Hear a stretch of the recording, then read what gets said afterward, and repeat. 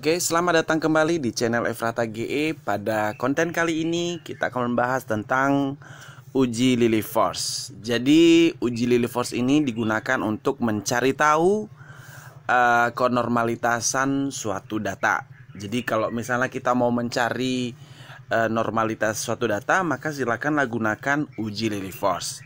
Jadi uji Lillie Force ini hanya diperuntukkan pada data tunggal, ya. Jadi data tunggal tidak digunakan pada data kelompok. Uji Lillie Force ini ada beberapa langkah yang kita gunakan. Yang pertama, kita tentukan dulu taraf signifikannya atau nilai alfanya. Ya, apakah alfanya sama dengan 5% atau 0,05 atau 1% atau yang lainnya. Hanya yang biasa digunakan itu antara 5% dan 1% atau 0,05 dan 0,01. Kemudian kita harus menentukan dulu hipotesisnya. Ingat, biasanya kalau untuk Lillie Force itu H0-nya itu data berdistribusi normal, kemudian H1-nya data tidak berdistribusi normal. Kemudian ini yang lebih penting adalah kriteria pengujiannya. Ingat, pada uji Lillie Force itu kriteria pengujiannya adalah ketika L hitung kurang daripada L tabel, maka terima H0, artinya data berdistribusi normal. Tetapi jika L hitungnya lebih besar daripada L tabel, maka ditolak H0, artinya terima H1, data tidak berdistribusi normal. Itu yang pertama. Lalu yang kedua, kan di data pengamatan itu kan ada banyak data tunggal, ya. Ada Y1, Y2, Y3 sampai Y ke N. Lalu kita ubah ke bilangan baku J1, J2. Lalu untuk mengubahnya itu, ya silakan gunakan rumus JI sama dengan YI kurang Y rata-rata per S. Jadi Y ini yaitu data tunggal, masing-masing data tunggal dikurang rata-ratanya, yaitu Y rata-rata per simpangan baku. Oleh karena itu sebelum Anda memasukkan dalam bentuk bilangan baku J1, J2, J3, maka Anda baiknya carikan dulu rata-rata daripada data tunggal dan simpangan bakunya. Kemudian untuk setiap bilangan baku ini, kemudian kita harus menggunakan daftar distribusi normal baku. Kemudian kita hitung peluangnya. Jadi kita cari tahu FJI-nya dengan menggunakan J tabel, daftar J. Jadi misalnya kan nanti kita dapat nilai J itu kan, nilai J, kemudian kita gunakan J tabel. Lalu kita cari nilai J tabelnya. Kemudian untuk memperoleh nilai FJ-nya, kalau yang daerah negatif silakan 0,5 dikurang J tabelnya, ya, sehingga dapat nanti diperoleh FJ-nya.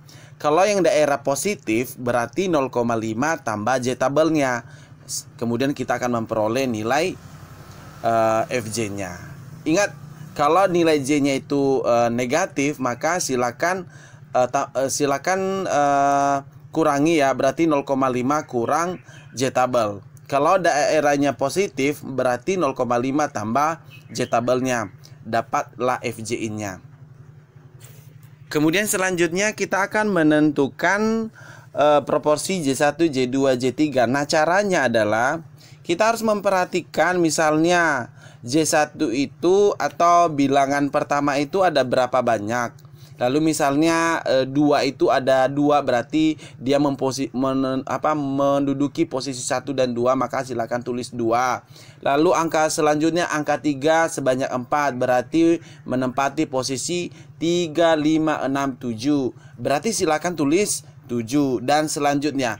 Baru kemudian posisi-posisi mereka itu kemudian bagikan dengan banyak data sehingga diperolehlah nilai daripada SJI. Jadi itulah cara mencari nilai SJI-nya. Lalu kemudian kita akan mencari tahu selisih FJI dikurang SJI. Kemudian jika misalnya ada dapat negatif atau positif, maka gunakan harga mutlak, artinya yang negatif jadi positif. Kemudian yang mana yang merupakan L hitungnya? Lihat yang merupakan nilai terbesarnya. Yang merupakan nilai terbesar itulah yang merupakan LO atau L hitungnya. Lalu kemudian perhatikan apakah menerima H0 atau menolak H0 dengan cara membandingkan nilai L hitung dengan nilai L tabel. Ya, ingat bahwa terima H0 ketika L hitungnya kurang daripada L tabel dan tolak H0 ketika L hitungnya lebih besar daripada L0 pada taraf signifikan yang sudah ditentukan. Jadi kemudian untuk masalah pembacaan tabel dapat dilihat pada konten sebelumnya. Kemudian nanti akan lebih jelas ketika sudah sampai pada contoh. Di situ ada contoh 41 dan di sana ada data tunggalnya. Silakan perhatikan. Nah, itu data tunggalnya terdiri 2, 3, 4, 2, 4, 3, 5, 4, 5, 5, 6, 6 dan seterusnya. Nah, silakan sajikan dalam tabel dan urutkan.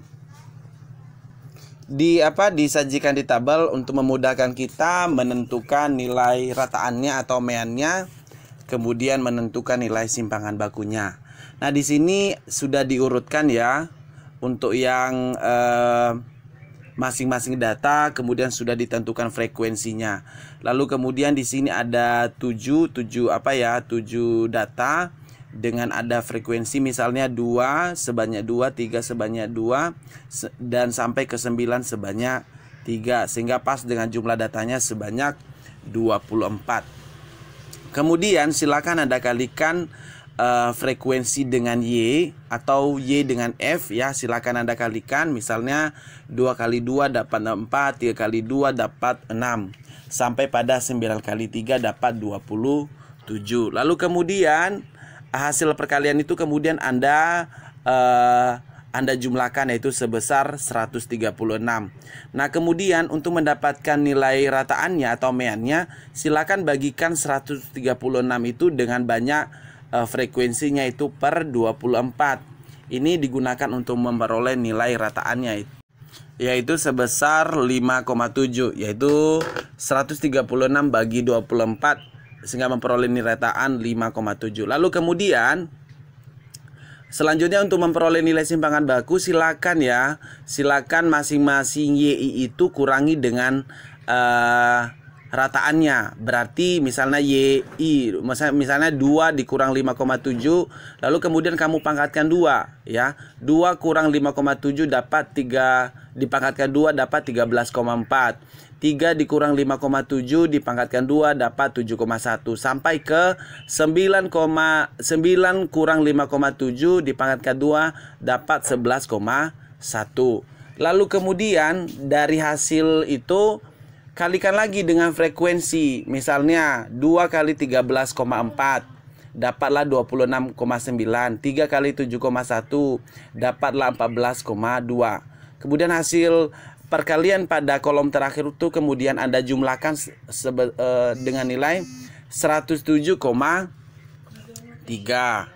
Lalu untuk memperoleh nilai simpangan bakunya, maka silakan Anda kerjakan berarti S sama dengan akar dari perkalian frekuensi tadi, hasil penjumlahannya yaitu 107,3 per 24 kurang 1, sehingga 107,3 per 23 kemudian Anda akarkan sehingga memperoleh nilai simpangan baku sebesar 2,2. Itu artinya pada contoh ini kita sudah mendapatkan nilai rataannya sebesar 5,7 dan nilai simpangan bakunya sebesar 2,2. Kemudian sekarang kita akan membawa dia ke nilai baku JI. Kita akan membentuk dia dalam bentuk J1, J2, J3. Sesuai dengan tabel di sana, berarti masih menggunakan data yang sama. Ada di sana YI dan frekuensinya. Lalu untuk F kumulatif itu maksudnya adalah kan angka 2 itu kan sebanyak 2, ya kan? Berarti dia menempati posisi 1 dan 2. Berarti tulis yang bagian terakhirnya, berarti 2 F kumulatifnya. Kemudian yang angka 3 sebanyak 2, berarti ikuti urutan sebelumnya. Berarti dia menempati posisi 3 dan 4. Silakan tulis 4. Misalnya 4 sebanyak 3, berarti dia mengikuti posisi sebelumnya. Berarti dia akan menempati posisi 5, 6, 7 karena sebanyak 3. Sampai nanti di bagian terakhir misalnya 9 sebanyak 3. Berarti dia menempati posisi 22, 23, 24. Lalu tulislah 24. Untuk F kumulatif pasti saya yakin Anda akan paham. Kemudian untuk JI, silakan Anda mencari nilai JI dengan mengurangi Y masing-masingnya itu dikurang Y rata-rata per simpangan baku, sehingga nanti Anda akan memperoleh nilai JI-nya, ya. Anda akan memperoleh nilai JI. Lalu kemudian untuk memperoleh J tabel nanti akan bisa Anda tonton video sebelumnya cara menentukan J tabelnya, ya, yang memang berpatokan pada nilai JI yang Anda cari tahu. Lalu kemudian FJ ini dapat dari mana? Nah, caranya untuk yang daerah negatif untuk J, ya, untuk JI tadi, silakan lakukan operasi itu 0,5 dikurang J tabelnya, ya. Untuk J tabel daerah negatif kurangi sehingga diperoleh nilai FJI-nya. Kemudian untuk yang memperoleh positif, maka silakan tambahkan, berarti 0,5 tambah hasil J tabelnya, dapatlah FJI-nya. Kemudian untuk SJI diperoleh dari nilai kumulatif tadi dari masing-masing data. Berarti 2 dibagi 24, 4 bagi 24, 7 bagi 24, maka nilai masing-masing SJI ini akan kita peroleh. Selanjutnya Anda cari selisih FJI dikurang SJI. Nah, ketika misal ada negatif atau positif, silakan langsung Anda mutlakkan, kan di situ ada simbol mutlak. Maka yang sebelumnya negatif atau positif tetap akan menjadi positif. Nah, beberapa ini kemudian Anda lakukan dengan teliti, karena ini patokan kita untuk mendapatkan nilai LO hitung yang pasti. Lalu setelah Anda mencari tahu selisihnya, kemudian kita harus mencari tahu mana nilai yang terbesarnya. Mana nilai yang terbesarnya?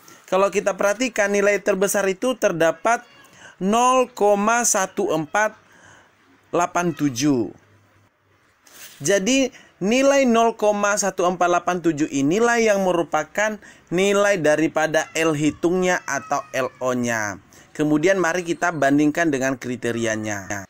Karena nilai L hitungnya sebesar 0,1487, sedangkan kalau kita perhatikan daripada L tabelnya untuk taraf signifikan 0,05 dan N-nya 24 memperoleh 0,173. Itu artinya lebih besar L tabelnya dibanding L hitung.